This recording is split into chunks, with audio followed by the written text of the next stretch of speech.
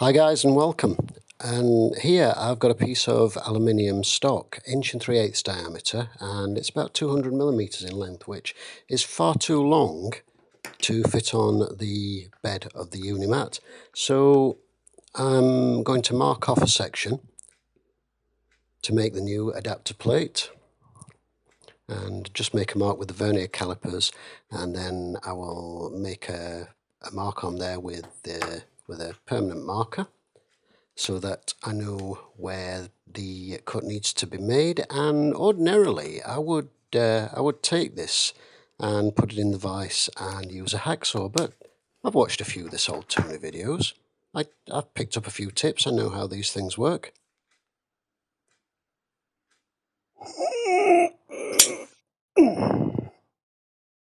Oh, look at that, it works. A little update here. This is going to be a bit of a mishmash because I've got a little bit of footage that you've just seen of preparing the aluminium stock, and some shaky cam footage from my phone now, so this is going to be a bit of a mishmash. So as you can see, there's lots of aluminium swarf kicking around the place. Needs a good tidy up. But what we have just there is the stock in the lathe with the diameter turned down to about the correct diameter for this, and it is drilled and threaded with the correct thread, M12. I need to cut a little relief about 4 millimeters deep on here so that it will actually butt up to the shoulder there. And then once I've done that, that's this bit done. Once I've done that, I can actually take this off the chuck and fasten it straight onto the spindle and then turn the remainder on the spindle. So I've faced off this so it's flush, and turn this down, put the rest, I can put this on the spindle and then turn down the remainder. And I want to make it, it's going to be slightly longer than the original, so it goes the full depth of the insert inside the chuck. And I want to make it a much tighter fit, which is why I'm making a new one rather than continuing to use this one. And just for the record, I wasn't actually going to show this bit because, as you can see there, I've got this chucked in the 4-jaw chuck with the jaws reversed because it's the only way I could physically fit it in. And these are not reversible chuck jaws, as you can see.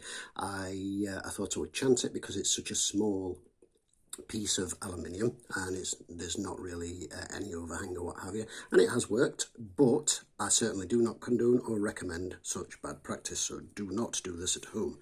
So some notes on the drilling and tapping. And the drilling was okay with the standard chuck up to 6.5 millimeters, I think, is the largest drill bit that this will actually hold, or the standard chuck that comes with the Unimat. So I center drilled it up in 3 increments up to 6.5 millimeters. I then took the chuck off, my 1/2-inch chuck off my electric drill, which I managed to fit onto here. I think the pitch of the thread on that is actually 1.25, so it didn't fit on fully, but it fitted on enough so that it would get a hold without damaging the threads. And that, of course, allowed me to put larger drills in, so I went up incrementally to 7.5, 8.5, 10 and 11. Now when I got to the 10 and 11 mil, the drill bits were too long, essentially, and they quite literally would not fit with the tailstock on the sliding rails, and the large drill chuck, they just physically wouldn't fit. So what I had to do is take the hacksaw to the 10 and 11 mil drill bit, and I needed to drill that out to 11 mil for the M12 tap. Working on the principle of your tap size is pitch minus, the diameter minus the pitch. M12 by 1, obviously, which works out at 11 millimeters conveniently, because I wouldn't have had an 11.2 or whatever millimeter drill had the pitch been different. But so yes, that's that. So I had to, as you can see, chop a sizable chunk off these drill bits to get them to fit.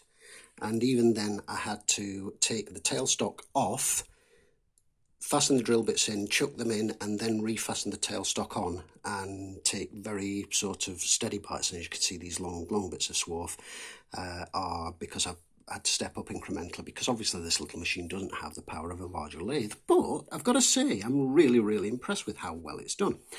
The tapping was a much simpler thing, because I just used the dead centre in the tail of the tap, and locked the tailstock off with the tap so that it was square, so that I knew it was actually cutting the thread square, and then using a spanner, or a wrench for our American friends, but an adjustable spanner for our British viewers, and to hold that in place while I physically turned the chuck to a couple of turns in, a turn out, a couple of, and so on, with some WD-40 and oil internally as cutting fluid to cut the thread, which I've cut all the way through. As I say, what I've got to do now is cut a relief. Now, I don't have a boring bar. The nearest thing I have, and what I'm going to make use of, is this cutting tool here, because I only need to cut a relief about 4 millimeters deep. I'm going to set this up in the tool post so that it is going to sit in there, hopefully. Yeah, I think I might just get away with that. If not, what I might have to do is cut myself a new tool, basically grind a big chunk off one of the tool blanks I've got and make it thinner, but essentially just enough to cut a relief of 4 millimeters deep. I would have used a 12 millimeter drill bit, but for the fact that it means chopping down another drill bit to do that with the larger chuck, and I don't really want to do that unnecessarily. And the next update, this is where we are at, and as you can see, whoa, wait a minute, something looks off there. It's of course that this is now fitted to the spindle, as you can see. So I thought what I will do while it's chucked up and even and level in the chuck, I will turn off the shoulder to the threaded portion and then try it for accurate fitment, and to see that it butts up squarely to the shoulder before I go ahead and remove it from the chuck jaws and remove the chuck away, leaving this on the spindle, as you can see. So now that I know that's in place, the next step is going to be to remove it from the chuck and then turn down essentially the remainder of the unturned diameter that you can see there, because this doesn't actually need to be as thick as this is. You can see, in fact, in there that the screws are only going in about halfway, and in reality this back plate only needs to be about probably 2/3 of the thickness. I don't want to go too thin, because obviously I don't want to make it too thin and potentially weaken it, but at the same time the bulk of the holding is going to be not just the back plate that the screws are going into, but the piece that actually runs inside the chuck body as well. So I can certainly thin that down a little bit, which again, like turning this around, will gain me a bit more space. I will just quickly show you the tool, pardon my finger in front of the lens there. The tool that I used, if I can get this to focus in, is this here. This is a parting tool, which, let me get a light over that so you can see it a bit better. This is a parting tool in a parting tool holder that you can see, and what I've done is just turned down and shaped one end so that it will fit into the recess to cut the shoulder to fit on here, because the problem I discovered, which should have been obvious immediately, was to actually fit an entire tool in there to turn it. It wouldn't physically go all the way in without hitting something. Right, next update. it's almost complete. As you can see, we've got the whole mount, which is very slightly thinner than the old one, which was intentional because the old one, the screw just didn't go through all the way anyway, so it was, the extra thickness was literally serving no purpose. And this isn't going to gain me another couple of millimetre maybe. It's not much, but when you've got such a tiny lathe and a small bed, every little bit counts. And as you can see, that I'm a little bit annoyed because I wanted this to be a really tight sort of sliding fit. And I think what happened is I measured it and I was really, really close. I'd actually test fitted and this was kind of, you know, and I filed a little chamfer in just to make sure it wasn't the burr on the edge that was catching. And I left it to cool down because the motor and everything was a bit warm, including this. And I think what happened is I didn't actually account for heat and expansion. So when I went back in after it had cooled down, I took a little skim, just the tiniest skim off with the cutting tool, without actually checking it again first. And then I went to fit it and it just kind of went like so. But that said, it has got no wiggle side to side. I mean, it's literally, well, it might have the very, very, very, very tiniest imperceptible. I can kind of go like that with it.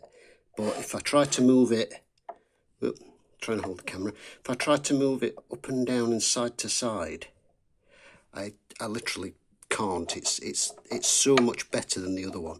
The other one had perceptible play, whereas this, it's not. It's got a little bit that way, but once it's clamped down, it's got nothing to next to nothing that way. It's kind of hard to demonstrate, but hopefully you can see what I mean. And another little update on the chuck, it's actually complete, but I'm just going to quickly go over what I've done here. As you can see, it's set up in a pillar drill mode. And what I did here was set this up as a pillar drill and centre drilled, and where's the old adapter? There we go. That's the old adapter, which is actually steel. I noticed after I'd removed the other one from the spindle, from the headstock, that it was considerably lighter. And initially I thought this was steel, but it turned easier than I expected, so I thought maybe it wasn't, maybe it was aluminium. But feeling the weight, it's definitely, most definitely some kind of steel. I don't know the differences enough to say what, but yes, definitely steel.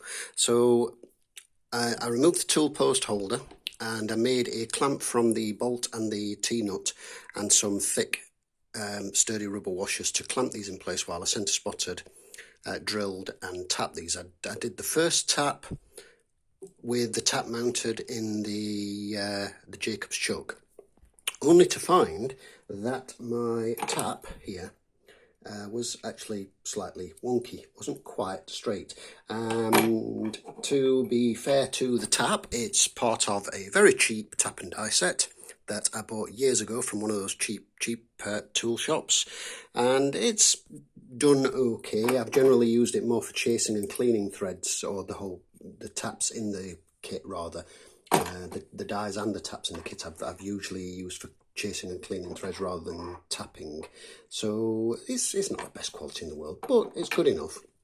So the remaining three I tapped by hand using the holder.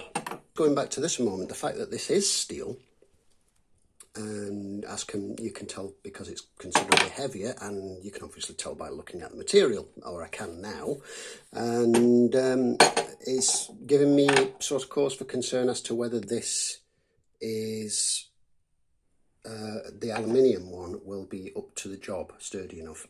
Only time will tell on that. Hopefully it will. And if anybody out there sort of knows any specifics on that, then please feel free to say so. I am completely new to all this machining business, and obviously I certainly wouldn't trust an aluminium adapter on a humongous heavy chuck. But on a little one like this, I'm kind of hoping it's going to be adequate.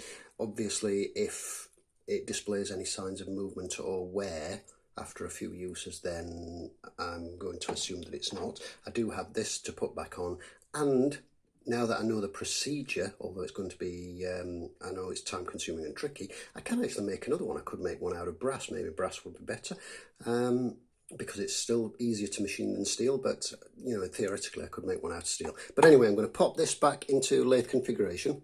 I'm going to realign the headstock and tailstock. My preferred method is using dead center in both and bringing the tailstock up and aligning them. And the reason I do this is I discovered quite early on that the hole, the alignment pinhole, which is there that you can see, is ever so slightly off. It's only a degree or so, a degree or two, slightly this way. And if you put the dead centers together, you can see it's just very slightly off. And just to demonstrate what I mean is, I'm just going to try and so I've got some light on there for you. Now you can see there that's not got the pin in at the moment. If I put the pin in, you can see there it won't go in. So if I jiggle that just enough that that will drop in and lock in place, you can now see, as I say, it's only very slight, but it's definitely there. The let's say maybe a degree, maybe two, maybe a degree, but the dead center, which fits very well in both, is just ever so slightly forward of the tailstock, and it's kind of tricky to see, but it's definitely there. Put the dial gauge on, measured everything, and the adapter plate itself is absolutely spot on. We've got zero run out this way, we've got zero run out on the face, we've got zero run out on the actual mounting thing. The chuck itself is still very, very slightly out, and on this bit and on the face by a tiny amount. And I think there's also some play in the jaws of these jaws, and now it's all cleaned up.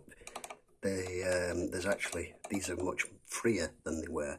But what I did was to test this was I chucked I had a cup in among the tools that I got with the Unimat were 2 milling cutters unused, and I thought they're probably the most likely candidates for having a completely straight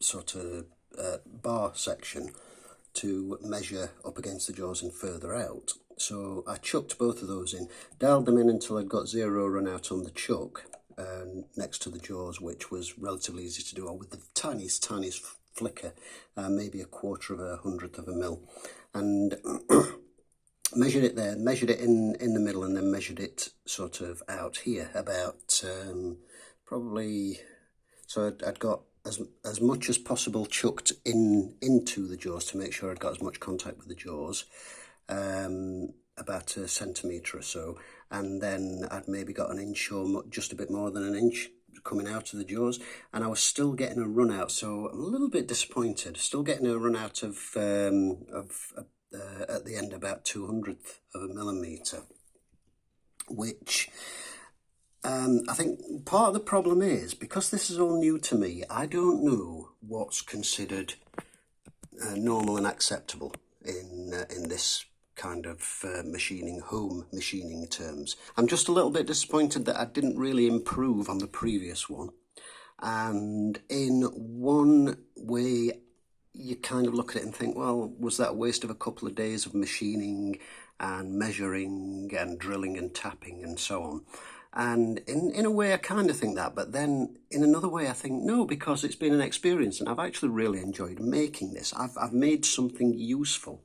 I've made an adapter to hold a chuck that fits on a lathe, which if somebody had said to me 6 months ago, you know, you're going to be sitting down and actually making a note of how this whole thing works, buying a piece of stock and making this, I would have thought, no, I can't see that happening. So I'm really pleased that I've done that side of it. I am going to use this and see how it stands up, being aluminium, and see how it holds up to use. And out of interest, I put the Jacobs chuck on, and I tried the same milling cutters in that, and the Jacobs chuck has got 3/100 of a mil run out at the jaws and out here as well, so it's obviously chucking straight and true, whereas this isn't. So I'm assuming that that must be play in the jaws and alignment of the jaws rather than with the headstock itself, unless anyone else has anything else to sort of throw in or suggest regarding that, because as I say, this is all a learning experience for me. That's it for this one. Thank you for watching. Apologies if it has been a little bit long, but we'll see you in the next one.